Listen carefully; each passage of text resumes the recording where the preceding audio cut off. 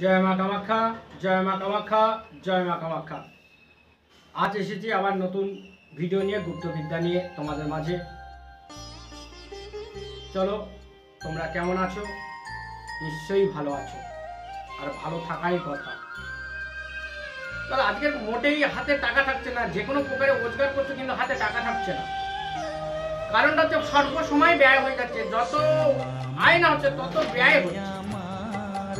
আজকে যে কাজটা বলে যাব বা যে গুপ্তবিদ্যা দিয়ে যাব, সেই গুপ্তবিদ্যা যদি করতে পেরেছো, তোমার হাতে পয়সা থাকবে। চলো আজকেকার টোটকাটা দেখে নাও।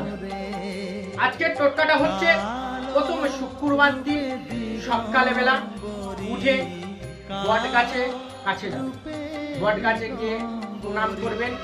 তারপরে যে সব ফুল ঝরে সেই ফুল নিয়ে চলে আসবে, ঝুল নেবে, তারপরে নিয়ে চলে আসবে।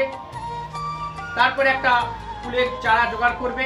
ওই শুক্রবার দিন জোগাড় করে ফুলের চারা একটু সিগারেট তুলে নেবে।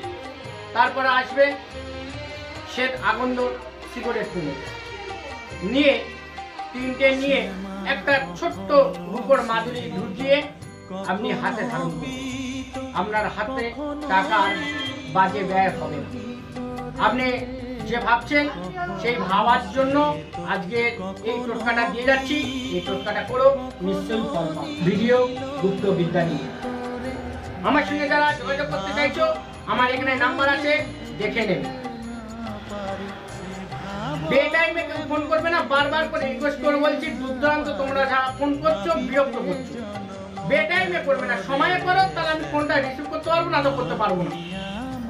যারা দূর দূরান্ত থেকে ফোন করছো, কারণটা হচ্ছে তোমরা ফোন করছো, আমি বিরক্ত হয়ে যাই। কারণটা হচ্ছে আমার কাজের সময়ে তোমরা যদি ফোন করো তাহলে আমরা বিরক্ত হয়ে যাই। কারণটা কেন, আমার সময় প্রত্যেক মানুষের উপরে দেওয়া হয়। কেন কাজের সময় আপনারা বারবার ফোন করছেন, বিরক্ত করছেন, ফোন আমি রিসিভ করতে পারছি না।